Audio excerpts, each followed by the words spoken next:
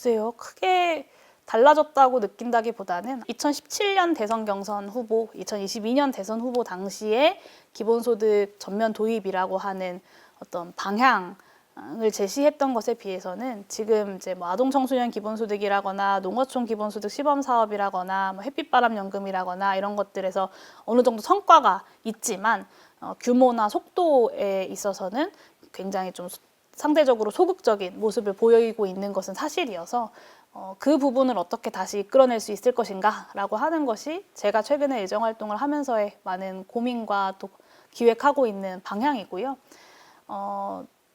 그리고 이재명 대통령을 봤을 때 제가 굉장히 좀 인상 깊다고 생각했던 건 호기심이 굉장히 많은 분이에요.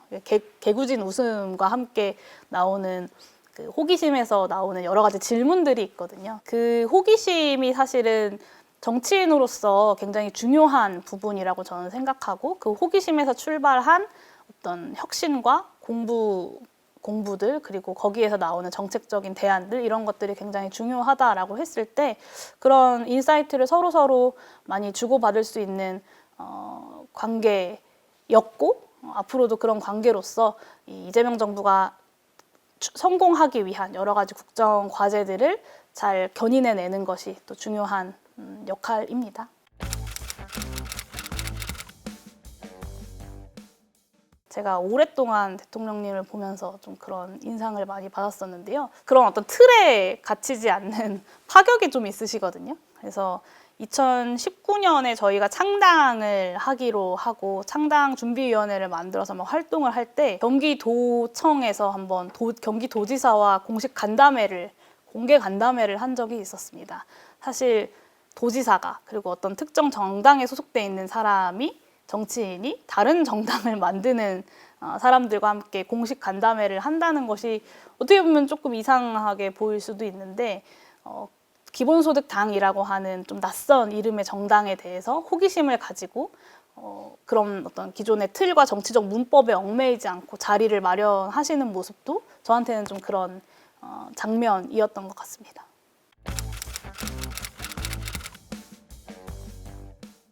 뭐 물론 국회에 계실 때보다 자주 이야기 나누거나 뭐 할 기회는 적어졌지만 그럼에도 불구하고 뭐 맨날 만나고 이야기하지 않아도 우리는 큰 틀에서 기본소득 대한민국을 향해 가는 동료다라고 하는 믿음을 저는 가지고 있고요. 정치인은 정책으로 이야기하는 거죠.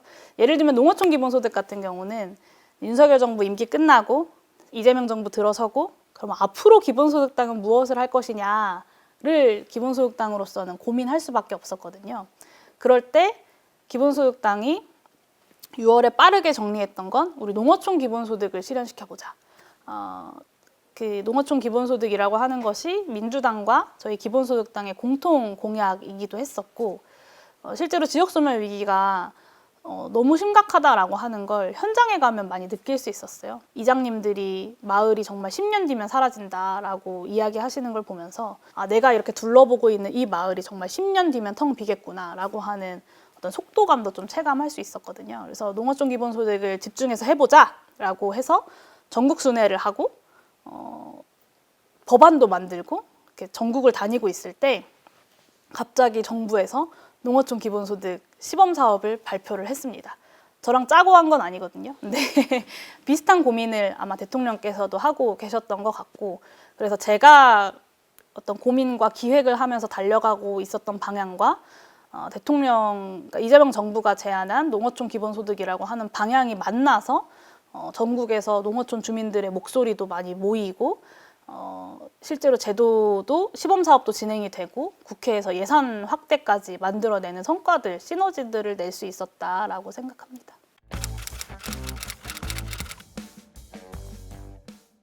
각자가 이제 대통령을 선택하는 기준이 다 있을 텐데요. 저한테 정치 지도자 그리고 대통령으로서의 어떤 역량과 역사적 의미를 평가할 때 제가 가장 중요하게 보는 건 비전입니다. 그러니까 대한민국이 나아가야 할 방향을 제시할 수 있는 정치인이냐 아니냐가 그냥 정치인과 지도자로서의 정치인을 가르는 중요한 기준이라고 생각하고요. 그 기준을 가지고 말씀을 드리면 첫 번째로는 김대중 대통령님을 말씀드리고 싶은데요. 사실 IT 분야라고 하는 대한민국의 미래 먹거리를 정말 잘 포착해서 초고속 인터넷망을 전국적으로 깔았던, 그래서 지금의 어떤 IT 강국 그리고 인터넷 강국을 만드는 토대를 놓은 분이 김대중 대통령이시잖아요. 그러니까 시대를 분석하고 지금의 현실을 진단할 뿐만 아니라 미래에는 어떻게 갈 것이고 거기서 대한민국은 어떻게 움직이고 준비해야 한다라고 하는 비전을 가지고 계셨던 분, 그리고 그것을 정확하게 실행해서 지금 20년, 30년이 지난 후에 대한민국 성장의 기반이 되는 것을 만들어내셨던 분이다라고 생각했고, 또 뿐만 아니라 민주주의자로서의 정말 따라갈 수 없는 족적을 남기신 분이기 때문에 김대중 대통령님을 가장 먼저 이제 꼽아보고 싶고요. 두 번째는 노무현 대통령이신데, 물론 이제 어떤 다른 선택지가 있었음에도 불구하고 이제 신자유주의적인 정책들을 추진하거나 아니면 이제 비정규직을 많이 양산했던 어떤 아쉬운 평가들도 있을 수밖에 없지만, 그럼에도 불구하고 이 개혁 그리고 기득권 타파 그리고 정치 개혁에 대한 의지를 누구보다 보여주셨던 분이라고 생각합니다. 그래서 나 한 명이 권력을 갖는 것보다 정치 개혁을 이루어내는 것이 더 크게 대한민국을 바꾸는 길이다라고 하는 신념을 가지고 계셨던 분이고, 실제로 노무현 대통령의 삶의 어떤 행적과 궤적을 보면 그 말을 실천으로 이어오신 분이라고 생각합니다. 그래서 노무현 대통령을 또 두 번째로 말씀드리고 싶었고, 세 번째로는 물론 이재명 대통령 말씀을 드리고 싶은데, 이제 6개월, 7개월 정도 임기가 진행이 됐기 때문에 많은 분들의 역사적 평가는 앞으로 또 이루어져야 하는 부분이다라고 생각하지만, 글로벌 기술 패권 경쟁이라거나 아니면 재생에너지 전환이라거나 인구 소멸 위기, 지역 소멸 위기 이런 부분에 있어서 그 대한민국이 무엇을 준비해야 하는가를 분명히 고민하면서 대안들을 만들어 가고 있다. 그리고 이 대규모의 국가 투자라고 하는 방향을 잘 잡고 있다라는 점에서 정말 엄청난 시대의 변화 속에 대한민국이 뒤처져 버리는 것이 아니라 그래도 이 골든타임을 잘 잡고 다시 앞으로 나아가고 성장할 수 있는 기반을 마련하고 있지 않는가. 근데 제가 봤을 때는 야당 의원으로서 부족한 부분도 있고, 이제 기본소득과 같은 어떤 재분배 장치들이 같이 마련이 되어야 성장이 분배가 되고 분배가 다시 성장을 위한 투자로 이어지는 어떤 그 새로운 모델을 만들 수 있다는 점에서 소극적이고 좀 부족한 부분도 있을 수 있지만, 그건 또 국회의원으로서 제가 채워나가야 하는 부분이다라고 생각합니다.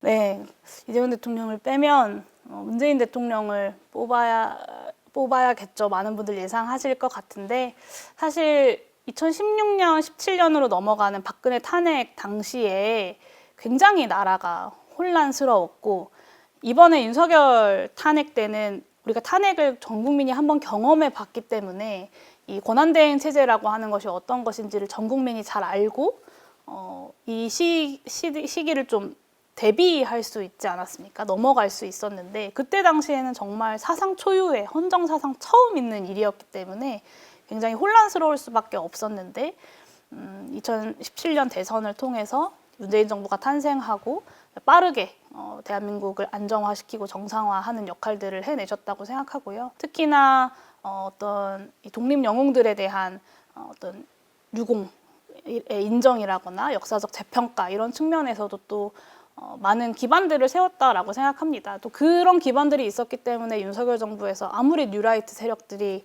역사를 왜곡하고 진실을 바꾸려고 해도 대한민국 국민들이 거기에 흔들리지 않고 역사적인 어떤 평가에 대해서 제대로 된 평가들을 내릴 수 있었다라고 생각하고요. 또 그 기반이 있었기 때문에 또 문재인 정부에서 코로나 국면을 위기를 극복하면서 굉장히 과감하게 전 세계적으로 저는 굉장히 처음 시도되는 시도였다고 생각하는데, 전국민 재난지원금이라고 하는 과감한 결단을 내리면서 전 국민이 국가가 모든 국민들에게 이렇게 일정 부분의 소득을 지급한다라고 하는 경험을 전 국민이 할 수 있었고, 그것이 지금 이재명 정부에서 기본소득이라고 하는 것이 많은 국민들의 이해가 높아지는 또 기반이 되지 않았나라고 생각합니다.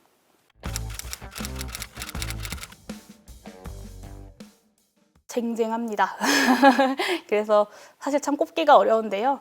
첫 번째로는 전두환 씨를 뽑아야 할 것 같습니다. 이곳 광주에서 있었던 5.18 민주항쟁에 대한 학살, 당연히 역사적으로 가장 최악의 대통령이라고 뽑혀도 과언이 아닌 인물이었다라고 생각하고요. 더군다나 죽을 때까지 단 한 번의 반성도 하지 않고 세상을 떠나지 않았습니까? 그런 점에서 역사적으로 봤을 때 최악의 대통령이다라는 것에 이론의 여지가 없다라고 생각합니다. 그리고 두 번째는 박정희 전 대통령을 꼽고 싶은데요. 사실 4.19 혁명 이후에 어떤 민주공화국을 세워나가기 위한 국민적 열망이 있었고, 그것을 쿠데타로 짓밟고 장기 독재를 하면서 대한민국의 민주주의의 발전을 가로막아 왔던 것에 대한 역사적 평가는 반드시 이루어져야 한다라고 생각합니다. 그리고 물론 이제 뭐 산업화에 대한 성과가 있지 않느냐 뭐 이런 반론들도 있지만, 그런 경제적 성과라고 하는 것이 민주주의를 짓밟고 압살하고자 했던 것에 대한 면죄부가 될 수는 없는 것이다라고 생각하고요. 또 그때 당시 추진했었던 여러 가지 재벌 대기업 중심, 재벌 키우기 중심의 경제 정책들이 지금의 대한민국의 극단적인 양극화, 소득 불평등, 자산 불평등을 만드는 데도 많은 영향을 미치고 기여를 했던 것에 대해서도 역사적 평가가 이루어져야 할 것 같습니다. 그리고 마지막 세 번째는 제가 경험해본 대통령 중에 한 명을 뽑아야 할 것 같은데, 당연히 정말 상상도 하지 못했던 친위 쿠데타로 장기 집권을 2024년에 꿈꿨던 윤석열을 꼽을 수밖에 없을 것 같고요. 전두환이라고 하는 인물이 정말 끝까지 단 한 번도 반성하지 않고 세상을 떠났는데, 윤석열이라고 하는 인물이 지금 재판 과정에서 보여주고 있는 태도를 보면 윤석열 역시도 전두환처럼 끝까지 반성하지 않겠구나라고 하는 확신을 주는 것 같습니다. 사실 많은 분들이 왜 이렇게 계엄이 허술했냐, 지금 2024년에 이런 계엄, 친위 쿠데타가 가능할 거라고 생각했냐라고 물으시지만, 저는 굉장히 치밀하게 준비했다라고 생각합니다. 아마 계엄을 하면 국회의원들, 정치인들이 바로 다 도망갈 거라고 생각했을 거고, 국회로 모이는 것이 아니라 국민들은 바깥으로 나오지 않고 무서워서 숨을 것이다 라고 생각했던 것 같습니다. 그래서 당시에 통행금지 등의 어떤 계엄령 하면 보통 떠오르는 것들에 대한 조치도 하지 않았던 자신감이 있었던 거라고 생각하고요. 최대한 빠르게 군대를 보내서 국회를 장악하고 나면 다음 날 아침이 밝은 이후에 여기저기로 숨어버린 정치인들을 체포하면 끝날 것이다. 정말 하루 이틀 만에 끝낼 수 있다. 계엄 상태가 그렇게 오래가지 않을 수 있다라고 저는 진짜로 생각했던 것 같습니다.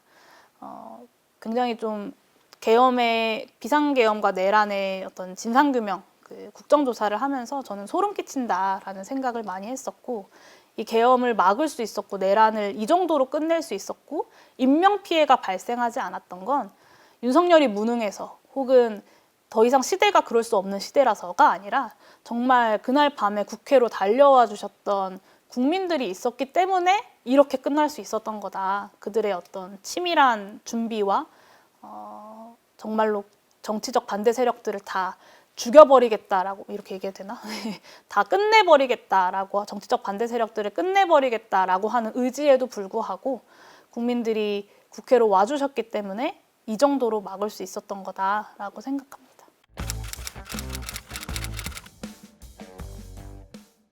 윤석열 대통령 관련돼서 조금 더 이야기를 하면, 윤석열 정부 출범하고 몇 개월 지나지 않아서 이태원 참사가 발생을 했습니다. 그리고 그때 당시 장관이었던 이상민 장관이 윤석열이 탄핵될 때까지 처음이자 마지막 행정안전부 장관으로서 자리를 지켰거든요. 저는 국민의 생명과 안전을 이렇게 가볍게 생각하는 정부는 정말 존재 의미가 없다고 생각하고, 이 탄핵과 그러니까 파면 결정문에 이태원 참사에 대한 이야기가 들어가 있지는 않지만 이태원 참사 이후에 윤석열 정부의 이런 무능과 생명안전에 대한 경시 이런 것들을 폭로하면서 끝까지 싸웠던 이태원 유가족들의 헌신이 있었기 때문에 윤석열 정부도 끝을 맞이할 수밖에 없었다라고 생각합니다. 그리고 아주 유사하게 박근혜 정부 당시에 세월호 참사가 있었죠. 역사적으로 봤을 때 정말 국민을 우습게 보고 국민들의 생명과 안전을 우습게 보는 정부는 끝이 좋을 수 없다라고 하는 것을 윤석열 대통령뿐만 아니라 박근혜 대통령 임기의 5년이 채 안 되는 한 4년 정도의 시간이 보여주는 것 같습니다.